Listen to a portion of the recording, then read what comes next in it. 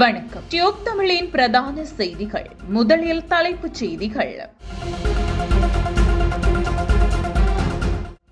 Covid தொற்று உறுதியான 527 பேர் அடையாளம். சீரற்ற வானிலையால் 63,000க்கும் மேற்பட்ட குடும்பங்கள் பாதிப்பு.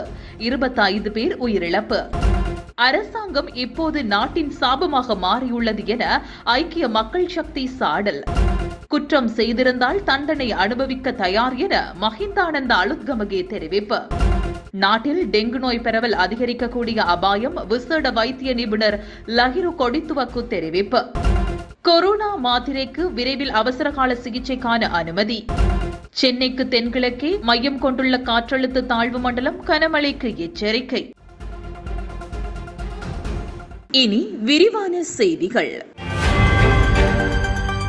கொரோனா தொற்று உறுதியான மேலும் 527 பேர் இன்று அடையாளம் காணப்பட்டுள்ளனர். சுகாதார அமைச்சின் தொற்று நோயியல் பிரிவு இதனை தெரிவித்துள்ளது. இதற்கமைய நாட்டில் கொரோனா தொற்று உறுதிப்படுத்தப்பட்டவர்களின் மொத்த எண்ணிக்கை 5,47,873 அதிகரித்துள்ளது. இவர்களில் 11,176 பேர் சிகிச்சை நிலையங்களில் சிகிச்சை பெற்று வருகின்றனர். இதேவேளை கொரோனா தொற்றால் பாதிக்கப்பட்ட மேலும் 272 பேர் இன்று குணமடைந்துள்ளனர். அதன்படி நாட்டில் கொரோனா தொற்றிலிருந்து குணமடைந்தவர்களின் மொத்த எண்ணிக்கை 5,22,789 அதிகரித்துள்ளது. இதேவேளை நாட்டில் நேற்றைய தினம் கோவிட் தொற்றால் 19 பேர் உயிரிழந்துள்ளனர். சுகாதார சேவைகள் பணிப்பாளர் நாயகத்தின் உறுதிப்படுத்துதலுடன் அரசாங்க தகவல் திணைக்களம் விடுத்துள்ள அறிக்கையில் இந்த விடயம் தெரிவிக்கப்பட்டுள்ளது. இதற்கமைய நாட்டில் பதிவான கோவிட் மரணங்களின் மொத்த எண்ணிக்கை 13,927 அதிகரித்துள்ளது. நாட்டில் 17 மாவட்டங்களில் நிலவும் சீரற்ற காலநிலையால் 63,317 குடும்பங்களைச் சேர்ந்த 2,22,590 பேர் பாதிக்கப்பட்டுள்ளதாக அனர்த்த முகாமைத்துவ மத்திய நிலையம் அறிவித்துள்ளது. வெள்ளம், மண் சரிவு மற்றும் மின்னல் தாக்கம் காரணமாக நேற்று மாலை வரை 25 பேர் உயிரிழந்துள்ளதுடன் ஒருவர் காணாமல் போயுள்ளார். இதேவேளை 80 அனர்த்த முகாமைத்துவ மத்திய நிலையங்களில் 12,796 பேர் தங்க வைக்கப்பட்டுள்ளனர். கம்பளை நுவரேலியா பிரதான வீதியில் அட்டப்பாகை பகுதியில் 2 மாடி வர்த்தக நிலையம் ஒன்று இடிந்து விழுந்து முற்றாக சேதமடைந்துள்ளது.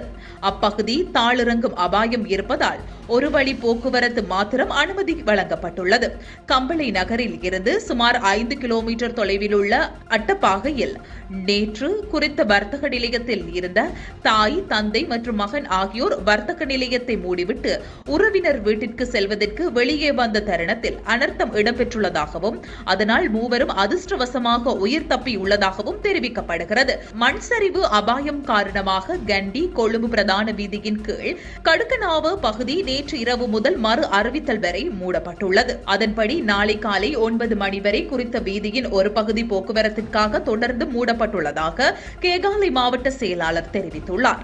இதன் காரணமாக சாரதிகள் மாற்று வீதிகளை பயன்படுத்துமாறு கோரிக்கை விடுக்கப்பட்டுள்ளது. இதன்படி கொழும்பில் இருந்து கண்டி நோக்கி பயணிக்கும் வாகனங்கள் அம்பேபுச சந்தியில் திரும்பி குருநாகல், மாவத்தகம, கலகெதர, ஹடஹஸ்தோட்ட ஊடாக கண்டிக்கு பயணிக்க முடியும் என போலீசார் தெரிவித்துள்ளனர். இது தவிர மாவனலி நகரில் எஸ்ஓ சந்தையின் வலதுபுறமாக திரும்பி ஹம், மாதகம, அம்புலுபவாவ, கம்பளை, பேராதனை ஊடாக கண்டிக்கு பயணிக்க முடியும் எனவும் போலீசார் அறிவித்துள்ளனர். கண்டியில் இருந்து கொழும்பு நோக்கி பயணிக்கும் வாகனங்கள் இந்த வீதிகளை பயன்படுத்த முடியும் என அறிவுறுத்தப்பட்டுள்ளது.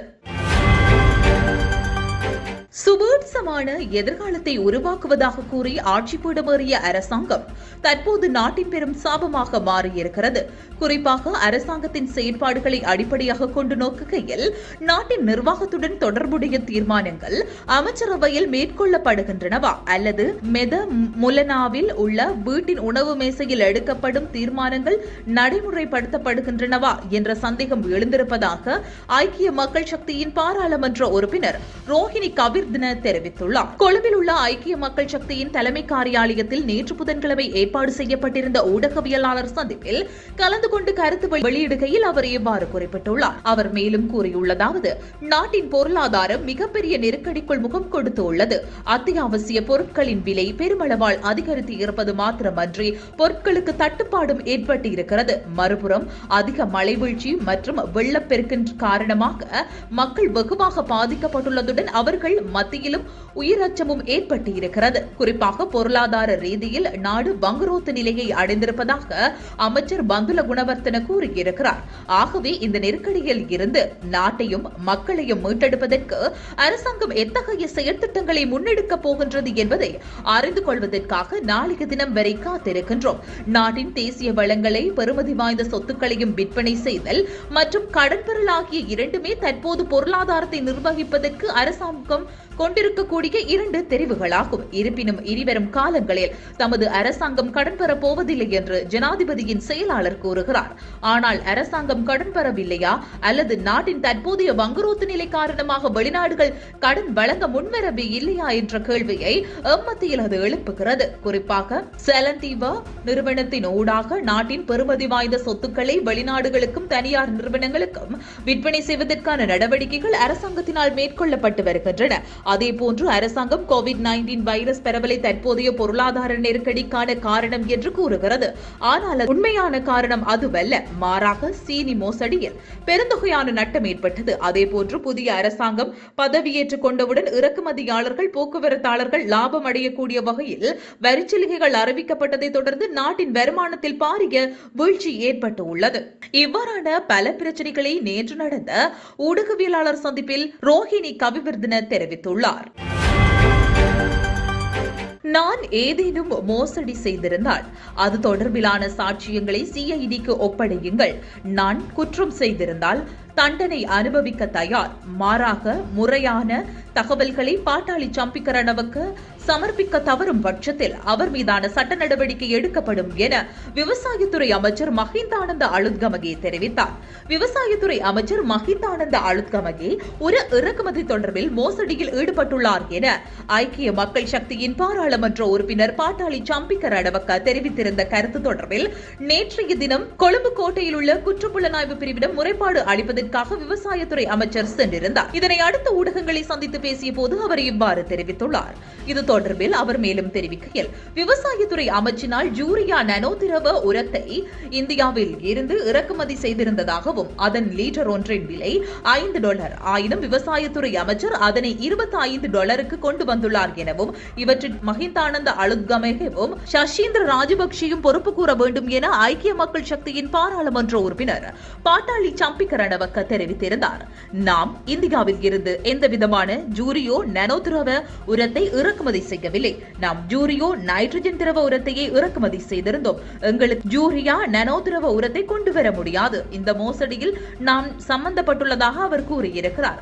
அதற்காக நான் இன்று இது தொடர்பில் முறைப்பாடு செய்ய வந்துள்ளேன். இவ்வாறான பொய்யான தகவல்களை வெளியிடுவதை அவர்கள் அனைவரும் செய்து வருகின்றனர். பாட்டாளி சம்பிக்க ரணவக்க என்பவர் எதிர்காலத்தில் சஜித் பிரேமதாசவை ஓரங்கட்டிவிட்டு ஜனாதிபதியாகுவதற்கான முயற்சிகளை மேற்கொண்டு வருகிறார். அவருக்கு உறவிடயம் சம்பந்தமான பத்திரங்களை கூட ஒழுங்காக வாசிக்க முடியாது போயுள்ளது என்றும் அமைச்சர் மஹிந்தானந்த அழுத்கமகே இதன்போது சுட்டிக்காட்டியுள்ளார். நாட்டில் நிலவும் சீரற்ற காலநிலையுடன் டெங்கு நோய் பரவல் அதிகரிக்கக்கூடிய அபாயம் காணப்படுகிறது.